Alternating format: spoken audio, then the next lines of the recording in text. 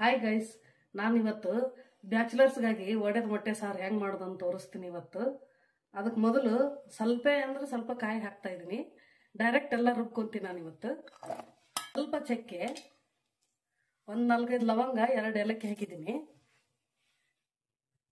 1-2 tomato, 1 ಈರುಳ್ಳಿ ಹಾಕಿದ್ದೀನಿ,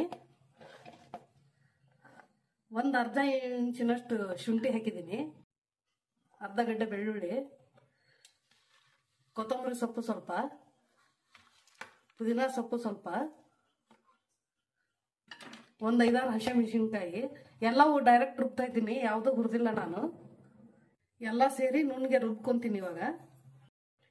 ಇವಾಗ ರುಬ್ಬಿದ್ದಾಗಿದೆ ಮಸಾಲೆನ. ಇವಾಗ ಒಂದು ಬಾಣಲೆ ಇಟ್ಕೊಂಡು ಸ್ವಲ್ಪ ಅಗಲವಾಗಿ ಇಟ್ಕೊಳ್ಳಿ. ಯಾಕಂದ್ರೆ ನಾವು ಮೊಟ್ಟೆ ಒಡೆದು ಹಾಕಿದಾಗ ಎಲ್ಲ ಅಂಟು ಹೋಗಬಾರ್ದು ಒಂದಕ್ಕೊಂದು. ಅದಕ್ಕೊಂದು 3-4 ಸ್ಪೂನ್ ಆಯಿಲ್ ಹಾಕ್ತೀನಿ ನಾನು. ಇವಾಗ ಎಣ್ಣೆ ಕಾದಿದೆ, ರುಬ್ಬಿದ ಮಸಾಲೆನ ಹಾಕೊಳ್ಳೋಣ. ನಿಧಾನವಾಗಿ ಹಾಕೊಳ್ಳಿ, ಸಿಡಿದ ಎಣ್ಣೆ. ಗ್ಯಾಸ್ ಲೋ ಫ್ಲೇಮ್ನಲ್ಲಿ ಇಟ್ಟು ಹಾಕೊಳ್ಳಿ.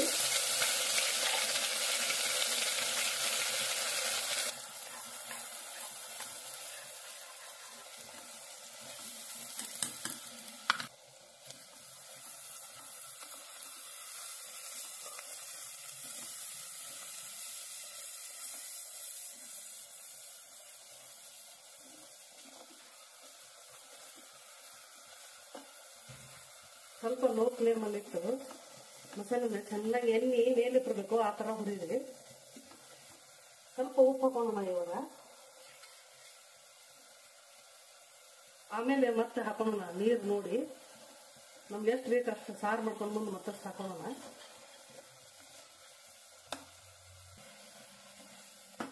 ಈಗ ಒಂದು 5 ನಿಮಿಷ ಎಣ್ಣೆ ಮೇಲೆ ಬರಲಿ, ಮುಚ್ಚೋಣ ಇವಾಗ. After 2 minutes. ನಾನು ಮಿಕ್ಸಿ ಜಾರ್ ತೊಳೆದು ನೀರು ಹಾಕ್ತಾ ಇದ್ದೀನಿ. ನಿಮಗೆ ಎಷ್ಟು ಸಾರು ಬೇಕು ಅಷ್ಟು ಮಾಡ್ಕೊಳ್ಳಿ, ನಾನು ಸ್ವಲ್ಪ ಮಾಡ್ತೀನಿ ಇವತ್ತು.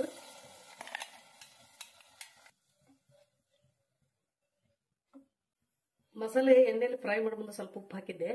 ಇವಾಗ ಮೊಟ್ಟೆಗೆ ನಾನು 5 ಮೊಟ್ಟೆ ತಗೊಂಡಿದ್ದೀನಿ. ಅದಕ್ಕೆ ಸಾರಿಗೆ ಎಷ್ಟು ಬೇಕೋ ಅಷ್ಟು ಉಪ್ಪು ಹಾಕ್ತಾ ಇದ್ದೀನಿ, ರುಚಿಗೆ ತಕ್ಕಷ್ಟು. ನಿಮ್ಗೆ ಎಷ್ಟು ಬೇಕೋ ಅಷ್ಟು ಹಾಕೊಳ್ಳಿ, ನಾನು ರುಚಿಗೆ ತಕ್ಕಷ್ಟು ಹಾಕ್ತಾ ಇದ್ದೀನಿ.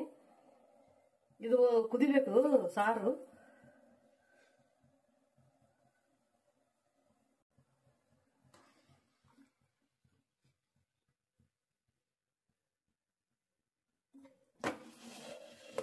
ಇವಾಗ ಸಾರು ಕುದಿಯಕ್ಕೆ ಬಿಟ್ಬಿಡಿ. ಇವಾಗ ನಾವು ಸಾಂಬಾರು ಕಡಿಮೆ ಮಾಡ್ತೀನಲ್ಲ, ಅದಕ್ಕೆ ನಾನು 1 ಸ್ಪೂನ್ ಅಷ್ಟು ಎಗ್ ಮಸಾಲ ಪೌಡರ್ ಹಾಕ್ತಾ ಇದ್ದೀನಿ.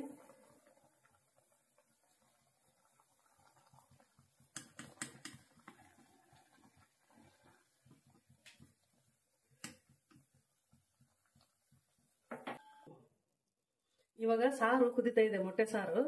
ಇದಕ್ಕೆ ನಾನೀಗ ಒಂದೊಂದೇ ಮೊಟ್ಟೆ ಹಾಕ್ತಾ ಇದ್ದೀನಿ. ಬಿಟ್ಟು ಬಿಟ್ಟು ಹಾಕ್ಬೇಕು ಯಾವಾಗಲೂ.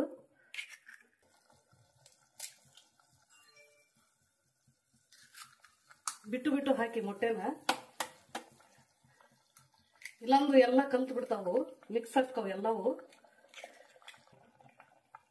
ಹಾಕಿದ ತಕ್ಷಣ ಮೊಟ್ಟೆ ಯಾವಾಗಲೂ ಮಿಕ್ಸ್ ಮಾಡಬಾರ್ದು. 1-2 ನಿಮಿಷ ಬೇಯ್ಲವು ಮೊಟ್ಟೆ, ಬೆಂದ ಮೇಲೆ ಮಿಕ್ಸ್ ಮಾಡ್ಕೋಬೇಕು. ಹೀಗೆ ಕುದ್ರೆ ಬೆಂದ್ ಬಿಡುತ್ತೆ ಎಲ್ಲ ಮೊಟ್ಟೆ. ಕುದಿಯಕ್ಕೆ ಬಿಟ್ಬಿಡ್ಬೇಕು 2 ನಿಮಿಷ.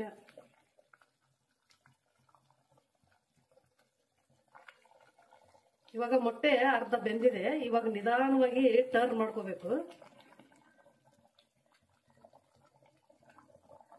ಇಲ್ಲಕಂದ್ರೆ ಒಂದಕ್ಕೊಂದು ಮಿಕ್ಸ್ ಆಗಿಬಿಡುತ್ತೆ.